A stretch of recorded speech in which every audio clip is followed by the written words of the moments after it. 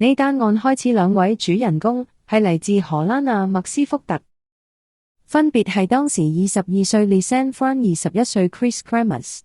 雖然兩個就讀唔同嘅大學，但就係同一間咖啡店打工認識，之後仲 friend 到搬埋同一齊住。佢哋計劃好去一個6個星期嘅畢業旅行，希望去做當地學校做義工之餘，仲可以去學西班牙文。用咗大半年打工儲嘅錢，終於喺2014年3月29日由荷蘭出發到達巴拿馬。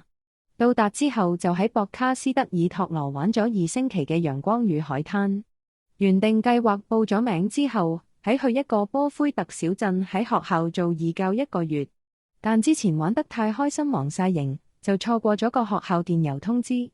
知道達小鎮先知原來義教提早3日開始咗。當時佢哋由於一早已經買咗回程機票，所以點都要留多1個月喺巴拿馬。佢哋就係3月30日住宿附近嘅語言學校報了名。正當報緊名嗰陣，兩位女事主討論緊去邊玩。當時學校嘅工作人員好熱心推介一條旅遊路線俾佢，女事主聽到好有興趣，就即刻去咗旅行社報名計劃之後落嚟4月2日至5日嘅行程。喺學校安排下，佢哋兩個認識咗導遊 Felix Arnel， 佢非常推薦鋼琴加小道景點，小道總長4公里，終點喺一個600公尺嘅小山丘。天氣好時由山頂望落去可以見到加勒比海同太平洋。導遊仲好熱情地講，可以帶佢哋兩個去山頂，並住係佢開喺雨林中嘅旅館裏。Chris 同 Lisanne 拒絕咗導遊嘅提議，決定兩個自己4月1日去行鋼琴加小道。當時住宿嘅主人覺得好危險，有啲擔心，叫小狗 Blue 陪佢哋一齊去，希望有小狗帶住唔會迷路。但 Blue 當晚就返到去住宿，兩位女事主就再冇返過嚟。到咗第2日4月2日，呢日本來兩人約咗導遊去行山，語言學校老師同導遊嚟到民宿，向民宿老闆詢問有見到 Chris 同 Lisanne。原來兩人本身約咗導遊當日出發集合地點就喺語言學校，可佢哋過咗約定時間仲未到，導遊就入學校睇下，冇任何發現之後就同學校老師揾到民宿，想睇睇女孩會唔會喺有急事回國了。但民宿老闆米利亞冇很遺憾咁表示，佢都揾緊佢哋。幾個人越諗越覺得奇怪，明明呢日約好咗去行山，但就唔見咗人，懷疑佢哋係唔係偷偷回國了。於是佢哋喺米利亞母嘅帶領下入咗兩人嘅房間。房間內兩人寄行李和生活物品都在，睇落並唔似有事走。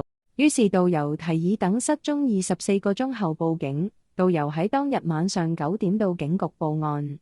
警方聯繫兩位女孩遠在荷蘭嘅父母，想問問佢哋知唔知女孩們嘅行程。家人表示，佢哋最後一次收到女兒短信喺4月1日之後就再冇收到女兒報平安嘅短信了。接到報警後嘅第2天，搜索工作正式開始。巴拿馬警方派出大量搜救人員，佢哋喺當地人員嘅帶領下進入鋼琴加小道所在嘅山區，仲派出了直升機做空中支援。但由於雨林樹葉非常茂密，從空中幾乎看不到地面情況，而地面發出呼救聲都會大量嘅樹木掩蓋，因此一連搜索幾天都一無所獲。時間嚟到6月17日，案件終於有進展。有一個本地婦女拎住一個藍色背包嚟到警察局，話自己嚟自爾托羅梅羅村。佢喺庫萊布拉河河岸一片稻田裏做農活，突然不遠處見到一個藍色背包。這位婦女表示，呢個背包喺今日才喺度，琴日嚟呢度嘅時候並冇見到呢個背包。由於當時巴拿馬警方冇建立指紋庫，所以警方冇意識到要保護指紋，導致警方之後檢測背包後，發現上面足足有30多人嘅指紋。隨後警方喺呢個藍色背包裏面發現咗2件搭放整齊嘅內衣、2副廉價嘅太陽眼鏡、2部手機，其中一部手機為 iPhone 4，另外一部為三星 Galaxy 3，一部相機型號為佳能 PowerShot SX270HS。Lisanne 嘅護照、一張醫療保險卡上面寫着 Lisanne 名字，一個空水樽同埋83美元現金。好明顯呢個背包同10週前失蹤嘅2位荷蘭女孩有關。警方成功讀取了 SD 卡理記資料，裡面都是 Lisanne同 Chris 嘅照片。而正是呢啲照片，讓呢單案件變得更加迷霧重重。黑暗中狂拍90張照片，其中一張離奇消失相機裏照片分為兩部分，一部分為4月1日他們從鋼琴家小道攻上山頂的照片，這可以得知他們中午攻上山頂，但沒有沿路折返，而是繼續往雨林深處走。呢組照片最後一張編號為508。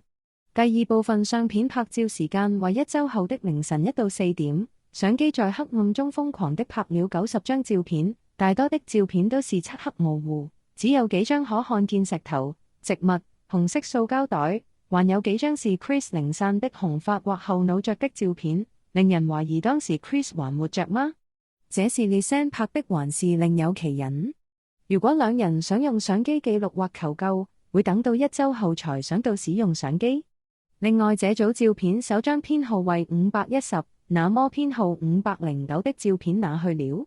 荷蘭警方嘗試恢復記憶卡也無法還原509照片，這是有人在電腦上用專業的手法刪除，以致無法恢復。藍色背包裡面發現有相機，仲有2部手機。警方睇返手機記錄顯示，兩人分別喺唔同時間打出求助電話。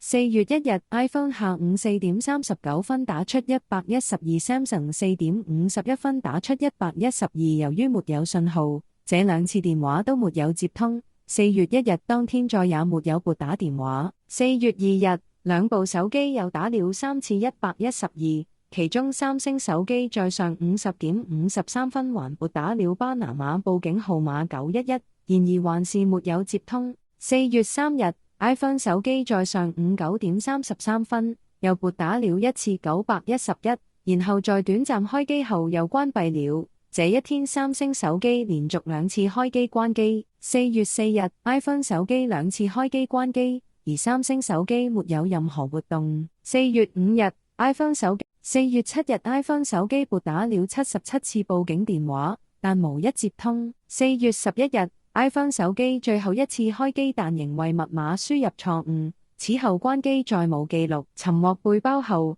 調查當局隨即沿着巴拿馬運河既知道庫萊布拉水道展開第2次搜索。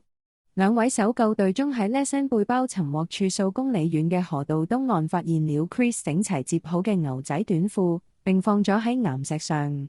2個月後，喺更接近背包尋獲處嘅地方，發現一隻其內仍裝着腳掌嘅鞋同一塊盤骨，接着在短時間內，多達33塊散布人類遺骨被發現。荷蘭嘅鑑證科喺經過 DNA 比對後，確認遺骨屬於兩人。33塊骨頭中，28塊嚟自 Lisanne 左腿，係喺出自荷蘭一間公司嘅產品。Lisanne 左腿腳踝以下穿着襪子的腳掌仍然遺留在靴子內。